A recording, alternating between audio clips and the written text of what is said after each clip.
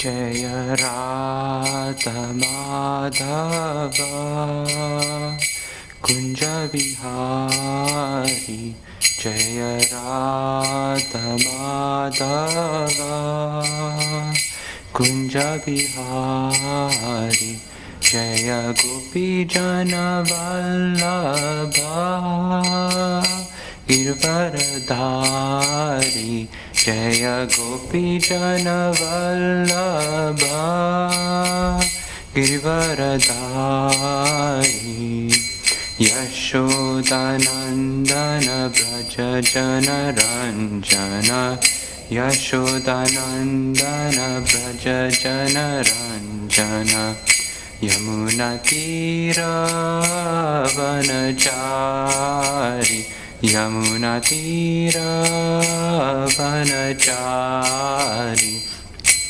राधा माधव कुंज बिहारी जय राधा माधव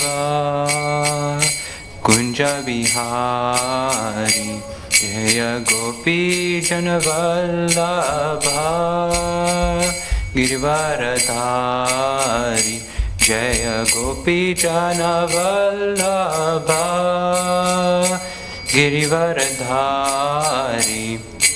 यशोदानंदन व्रज जन रंजन यशोदानंदन व्रज जन रंजन यमुनातीरवनचारि यमुनातीरवनचारि राधा माधव कुंज बिहारी जय राधा माधव कुंज बिहारी हरे कृष्ण कृष्ण कृष्ण हरे हरे हरे राम राम राम हरे हरे हरे कृष्ण कृष्ण कृष्ण हरे हरे हरे राम राम राम हरे हरे हरे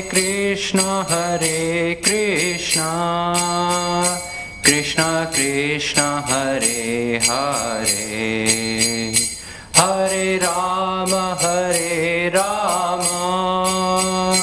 राम राम हरे हरे हरे कृष्ण कृष्ण कृष्ण हरे हरे हरे राम राम राम हरे हरे हरे कृष्ण कृष्ण कृष्ण हरे हरे हरे राम राम राम हरे हरे हरे कृष्ण कृष्ण कृष्ण हरे हरे हरे राम राम राम हरे हरे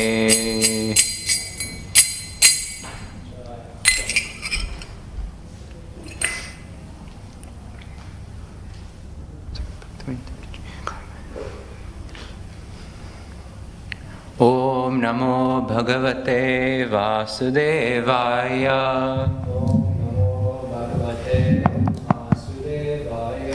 ओम नमो भगवते वासुदेवाय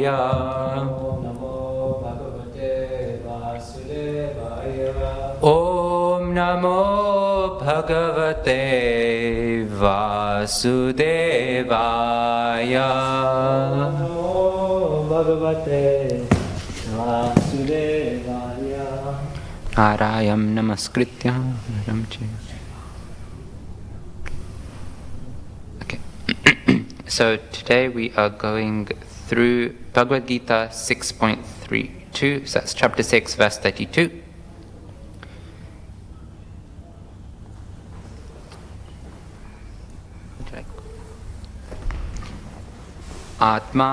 Atmaupamyena sarvatra samam pashyati Arjuna sukham va yadi va dukham. Yeah, okay. Oh, wait. 6:32. Okay, start again. Atmaupamyena sarvatra 6.32. 32.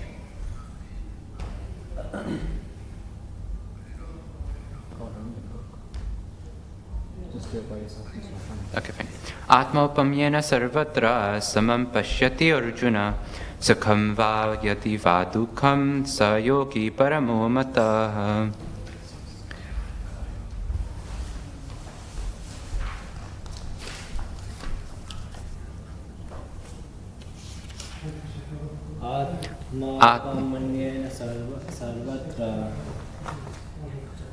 Atmaupamyena sarvatra samam pashyati Arjuna sukham va yadi va dukham sa yogi paramo matah. What? Atma with his self. Upamyena by comparison. Sarvatra everywhere. Samam equally. Pashyati sees. Yah he who. Arjuna O Arjuna. Sukham happiness. Va or. Yadi if. Va or. Dukham distress. Sa such. Yogi a transcendentalist. Parama perfect. Mata is considered. Translation and purport by His Divine Grace A.C. Bhaktivedanta Swami Prabhupada Srila Prabhupada Ki Jai. Translation. He is a perfect yogi who, by comparison to his own self, sees the true equality of all beings in both their happiness and their distress, O Arjuna.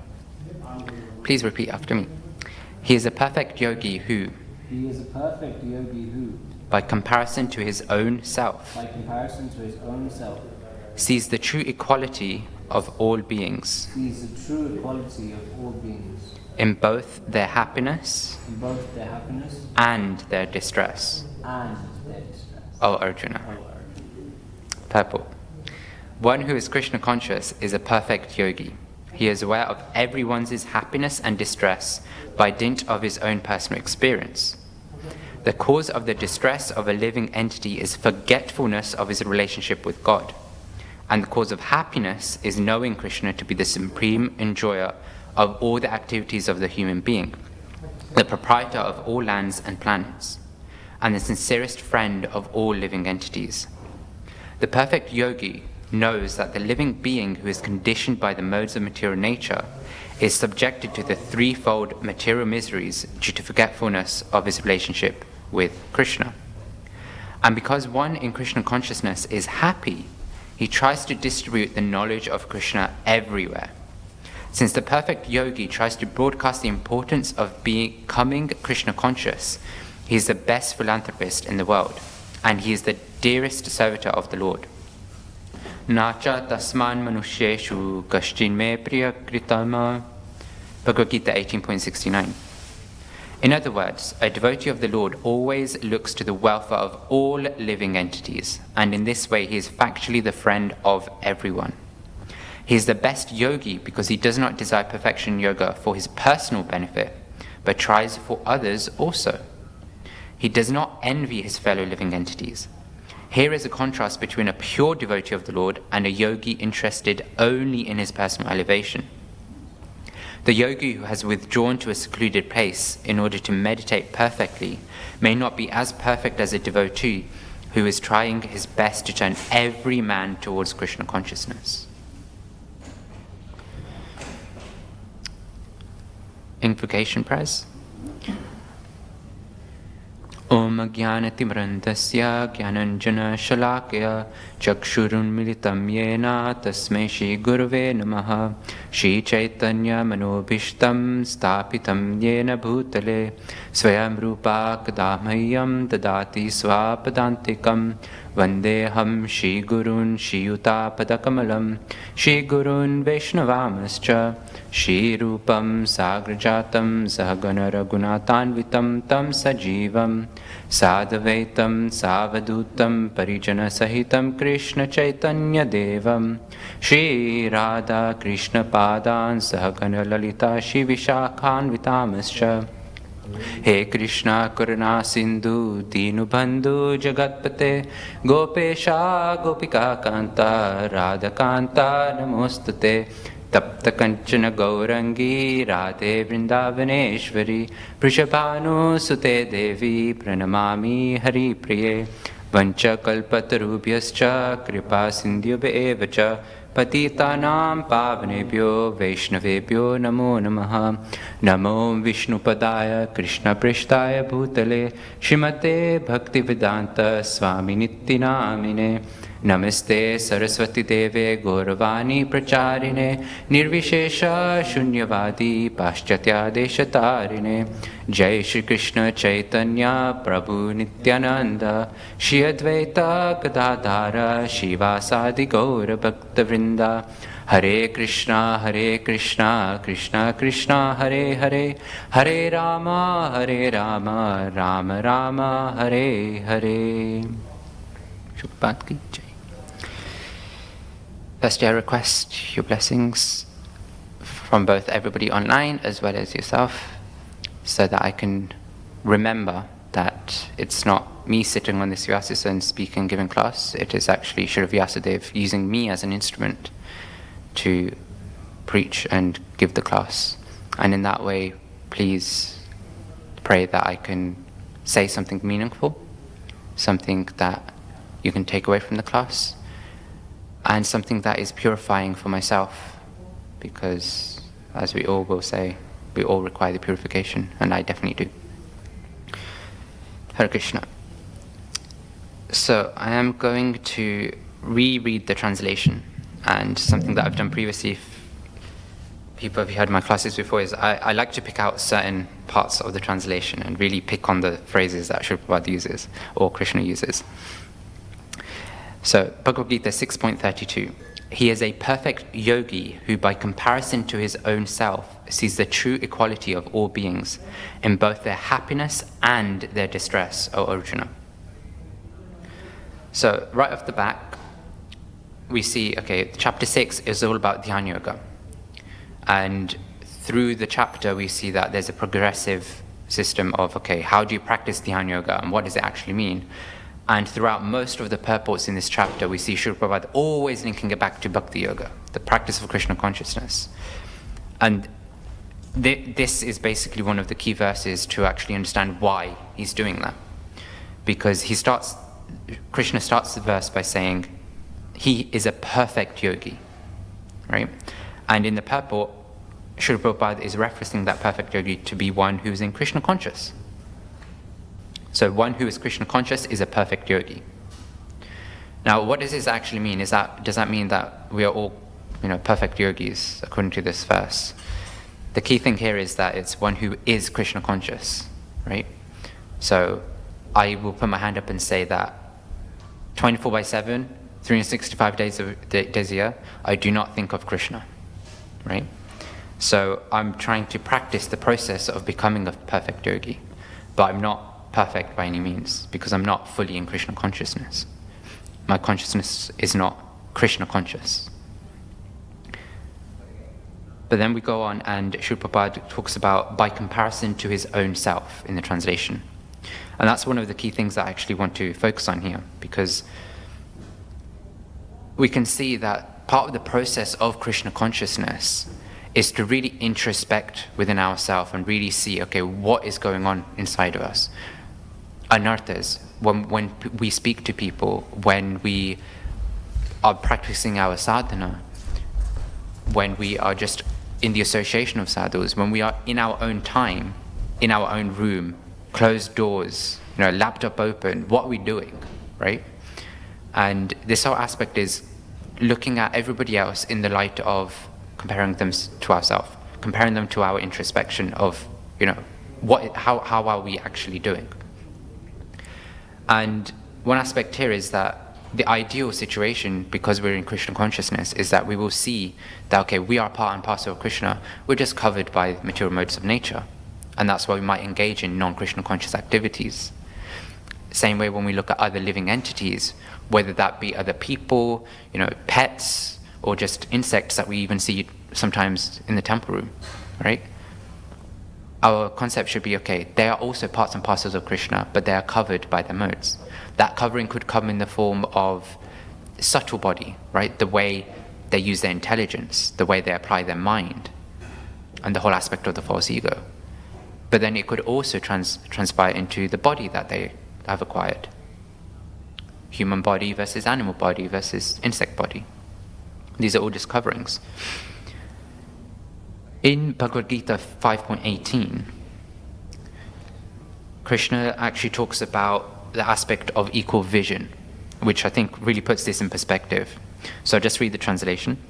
The humble sages, by virtue of true knowledge, see with equal vision a learned and gentle brahmana, a cow, an elephant, a dog, and a dog-eater, an outcast. Now, just from this verse, you can see that he starts off with a brahmana, who is, even in modern days, seen as very elevated souls, elevated people by standards. But then the next is a cow, elephant, dog, and he even goes to the point of saying that somebody who has true knowledge sees a brahmana and a dog-eater as the same, right? In India, when you go, we actually, I've seen it myself, although I haven't been for quite a few years. But sometimes when outcasts come close to us, etc., we're like, shoo them away. Like, don't come close to me. You're tainted. We don't want your association. But here's somebody who is learned with true knowledge, sees everyone as equal. Why? It's not because I see the same form as yourself in somebody else. It's the fact that I see you as a part and parcel of Krishna. Instead of looking at the coverings that you've got, I actually look what's inside you, the soul, the super soul. And aspect that to the fact that we're all the same in that sense, where we're all parts and parcels of Krishna. We're individuals, but we're part and parcels of Krishna. So going back to the aspect of Srila Prabhupada saying that one who is Krishna conscious is a perfect yogi, what does that actually mean, like to be a perfect yogi? Because when we look at modern day yoga, we see, okay, people are doing all these sorts of, exercises, like showing their flexibility, showing that they can breathe, all these different breathing techniques. But yoga actually means to connect. And the practice of yoga should mean that we should connect to something. But what do we connect to? We could say we are going to connect with each other. But over time, if we start analyzing that and start introspecting, okay, how does that relationship work? Then we see it's temporary. At some point, either the relationship will break down or inevitable death will separate us. Okay, so it can't be, my friends or peers, etc. Okay, maybe family, because, sure, I might have my parents, but then I have children as well. But again, same thing. Parents will perish, and so will children. If the children don't perish before me, then I will perish, and therefore the children don't have that relationship. So that aspect of yoga doesn't work. Okay, let's just stick to myself, this body. But we learn that even this body perishes, right? Old age, disease, death is inevitable. So how can the aim of yoga be to connect just with the body? The actual connection of yoga is to connect with God, the Supreme, right? Krishna. And when we actually understand that aspect, right, then as we go further in the purport, we see that Srila Prabhupada talks about how happiness comes from our relationship with Krishna and distress comes from our the absence of that knowledge that our happiness comes from Krishna. We forget our relationship with Krishna. So when we start seeing that, we can see, okay, we're practicing yoga.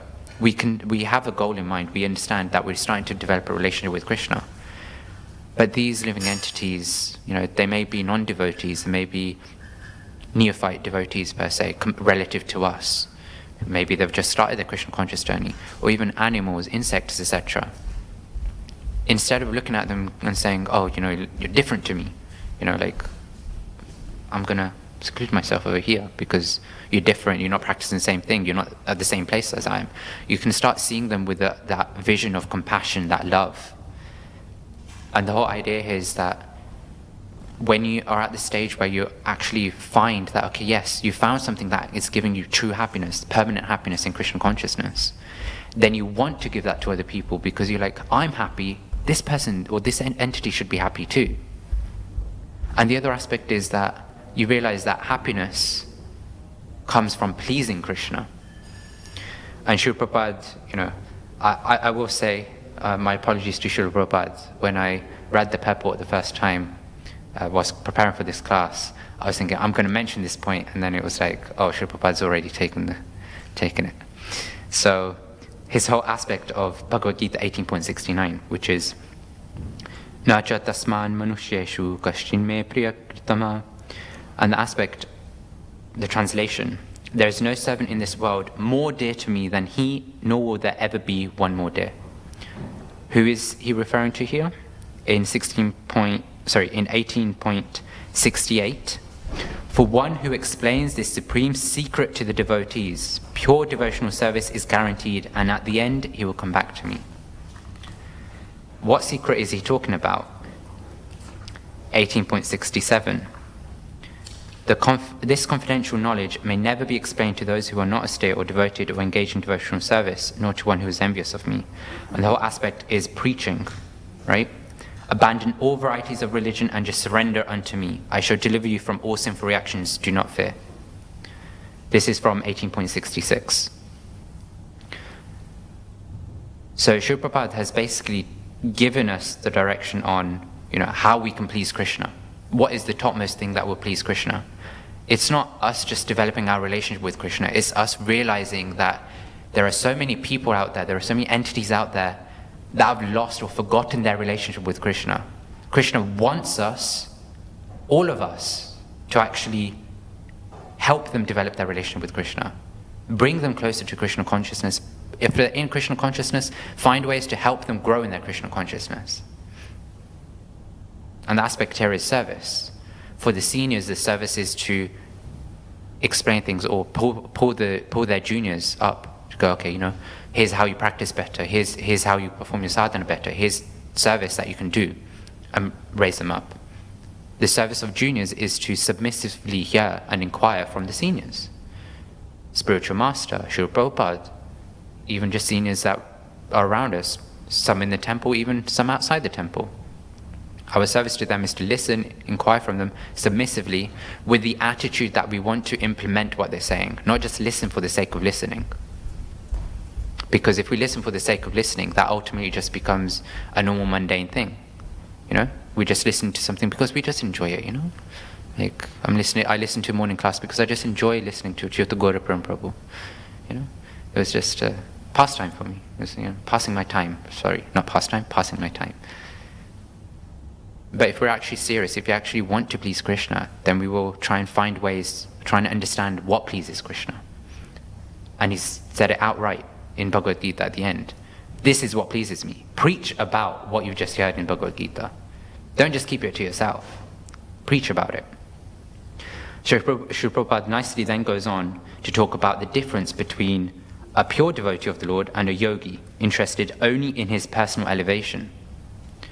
So now this is the difference between somebody who is reading Bhagavad Gita for the sake of their own sense gratification, their own personal gains, versus somebody who is looking to please Krishna, who is actually looking to develop their relationship with Krishna. One can easily take from the Bhagavad Gita that, okay, we have to practice yoga, we have to go deeper in our Krishna consciousness, and that's it. because all Krishna wants is for us to surrender unto him. Fine, I'll surrender unto him. I'll perform everything that ISKCON has told me to do, chanting, reading, etc., etc., etc., listen to classes. And I'll just stick to myself, I'll go into my room, stay there, and chant 64 rounds a day, read 5 hours of lectures, read 5 hours of books, listen to 5 hours of lectures, and then sleep a little, eat a little, prasadam, done. But actually, if we're trying to please Krishna, then we should realize that we need to preach, because that's what Krishna wants us to do. So whilst a yogi is interested in his personal elevation, somebody who's trying to develop their relationship with Krishna is always looking at ways on how to please Krishna. If you imagine your material relationships, your family, friends, etc., you don't just come together and go, okay, right, let's get together, spend 5-10 minutes together, and then separate. No, that's not how a relationship develops. A relationship develops by loving exchanges. We actually look at ways in which we can please the other person. And it doesn't matter what relationship we're trying to develop. It could be husband-wife, it could be two friends, it could be two associates, two devotees just wanting to have sadhu sangha together. It could be a senior and a junior devotee trying to develop that sort of relationship, spiritual master and a disciple. We're always looking at ways to please each other. So why would Krishna be any different? Oftentimes, and I've heard this quite a lot recently, discussing this with devotees, we just need to read, we just need to do all these things, and at some point we just need to chant, right? Srila Prabhupada always says, just chant and be happy, or chanting is the key. And I'll chant, and then eventually, I'll develop that relationship, eventually things will come, eventually I will know Krishna.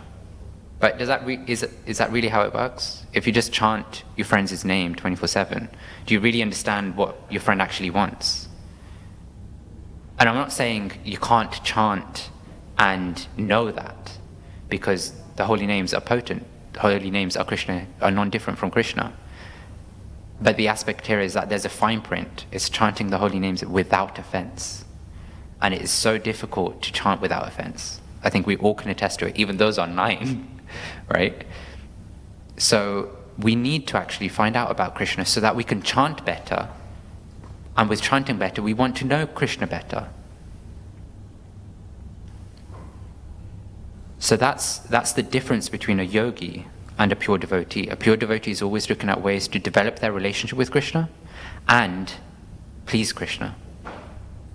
Whilst a yogi is just interested in how can I become perfect. So one thing that this reminded me of is a section from the Bible. It's a very common one. Do unto others as you would have them do unto you.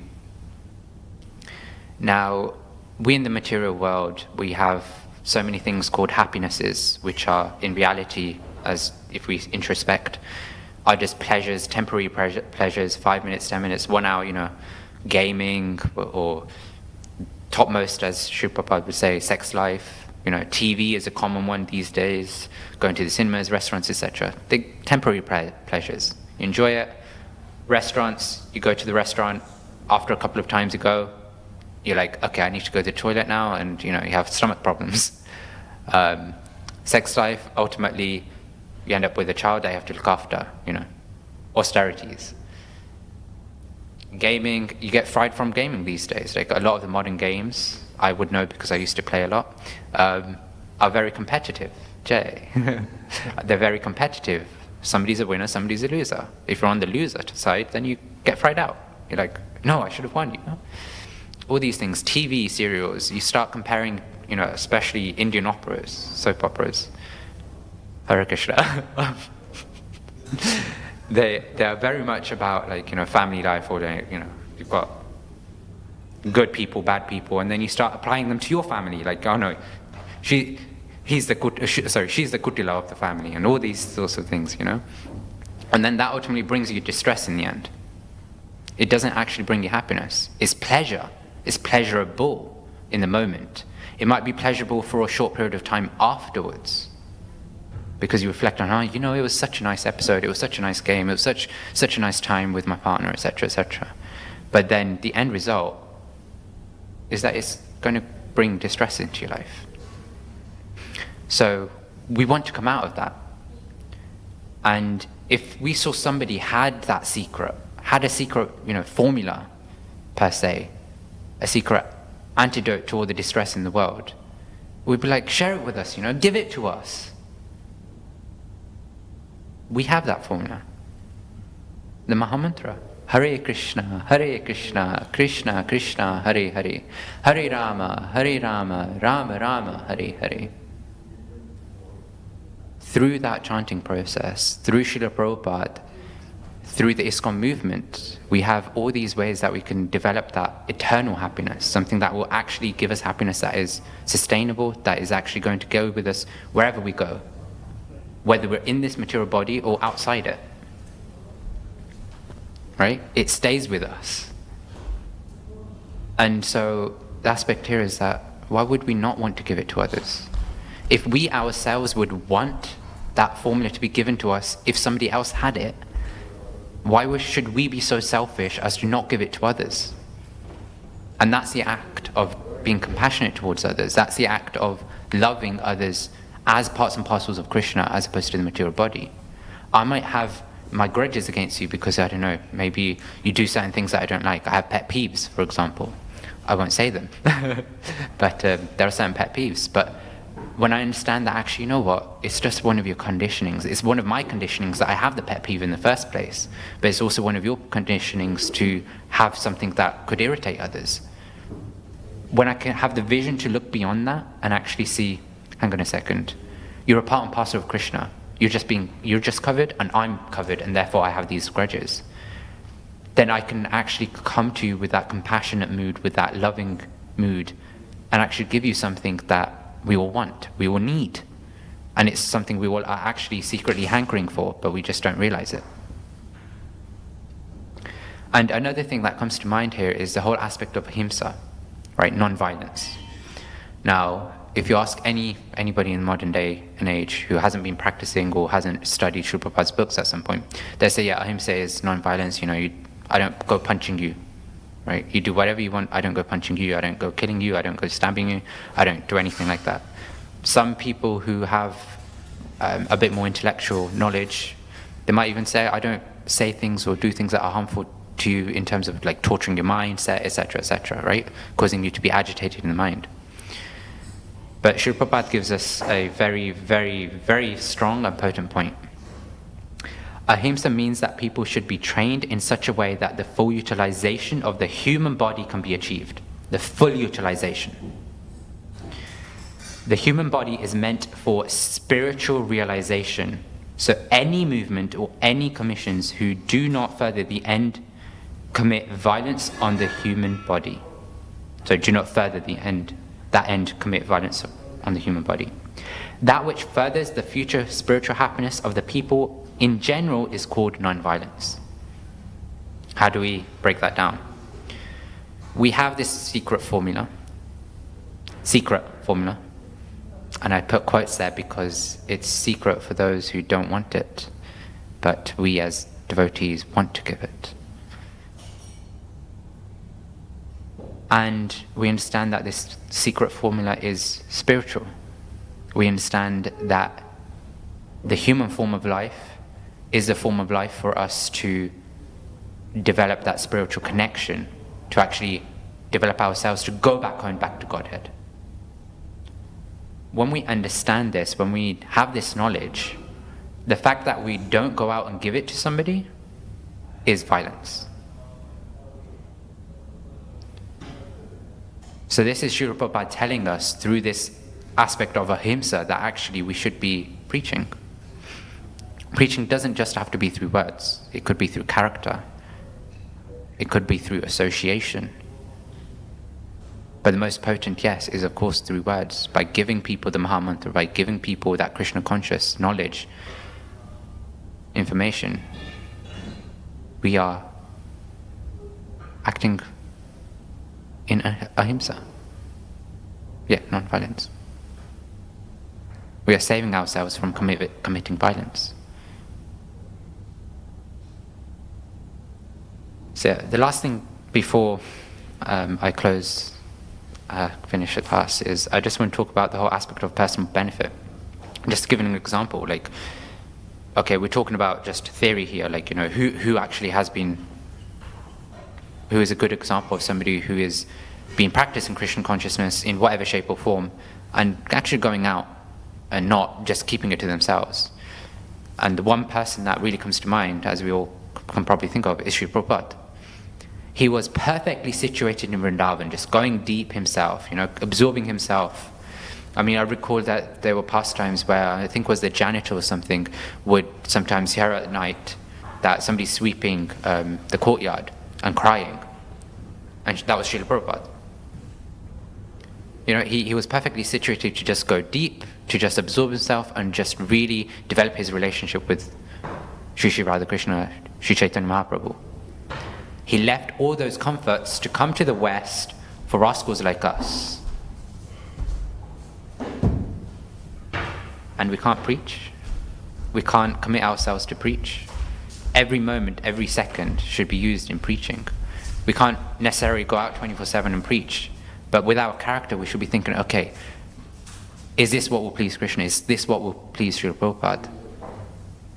And at the very least, even if you can't speak 24/7 about Krishna consciousness and preach people, at least act in such a way that people see, yes, here is a devotee, Here is somebody I want to associate with. Hare Krishna. Any questions, comments, chastisements, feedback?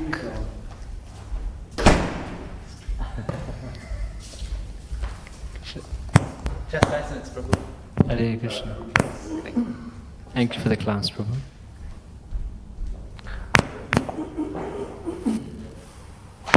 Some thoughts from other devotees, or at least to be able to give, you have to also be pure yourself. And there's also contradictions that giving makes you pure. Is it right to think that I can't give my full extent until I purify myself fully? Is that a right mentality to have? To have access to one's swarup, or access to full realizations, and then only I can give. Otherwise, what I'm giving is partial realization. Is not beneficial. Please share your thoughts on that. So that's a really nice question. In terms of the full extent aspect, I'll deal with that part first because I think that's easier to deal with. Somewhat you're correct, right? If we're not deeply absorbed in Krishna consciousness ourselves, how can we make somebody a pure devotee? We can't. We can only make them to the level that we are. And then it's by their good fortune, by their endeavor, that they may surpass us. Oftentimes we will look at people, maybe they've just come to the movement and stuff, and maybe we are the ones that preached to them in the first place. They've come in, they're practicing, and then we're like, oh my God, they're so good, It's because I preached to them that they became so good. But the reality is, no. It's because you preached that Krishna, Sri Prabhupada, used you as an instrument to bring them into the movement. But it's their endeavor and Krishna's mercy that got them to where they are. Now, a pastime that I do recall, I believe it was a young girl who Sri Prabhupada actually was really praising. A young girl, how much would a young girl know? I think she was maybe 10 years old or something. I don't remember the details. But she would go out on the streets and she would just do you know Krishna? This is during Sri Prabhupada's time. Do you know Krishna? Krishna is the Supreme Personality of Godhead. That was her preaching.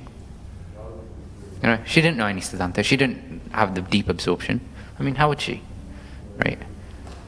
Good luck trying to get a 10-year-old kid reading Bhakti Rasamrita Sindhu or something like that, Or even the Nectar of Devotion that Srila Prabhupada's tried to make easy for us. So we can preach at any point. The fact that we have something special is a reason enough for us to preach. So then the question comes, okay, well, what do I do then? Because if I don't have the depth, I can't make them, better devotees. But if I'm preaching, then how do I develop the depth? They both go hand in hand. The fact that, and Srila Prabhupada actually talks about this in the purport. I can't find the exact line, but it was talking about how a pure devotee doesn't, paraphrasing, a pure devotee doesn't look to go deeper for themselves. They look to go deeper for others. So that should be our mood.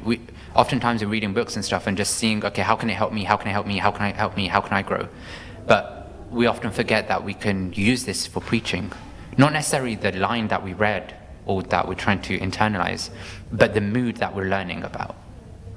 How can we help that in our preaching? Maybe it's a character trait that we want to develop before preaching, or maybe it's something that we can help and give to others during that preaching. So we can preach at any moment. The fact that we have the Maha Mantra, the fact that we're in Krishna consciousness, practicing for how long? 1 second to 1 day to 1 year to 1 lifetime, we can preach. But the desire to preach should develop the desire to go deeper, and that desire to go deeper should be so that we can preach, as well as for the sake of going deeper ourselves. I hope that answers the question. Thank you. Any other questions, comments, feedback, chastisements, improvements? Okay. It's just okay. So Hare Krishna. Thank you for tuning in to the class. Thank you for attending the class. Thank you for your question as well. And please do forgive me if I've made any mistakes. And please do pray that I can improve myself and get pure myself so that I can practice the art of preaching that I've just said. Right? So that I can preach and go deeper so that I can preach. But yeah. Srimad Bhagavad Gita ki jai. Srila Prabhupada ki jai.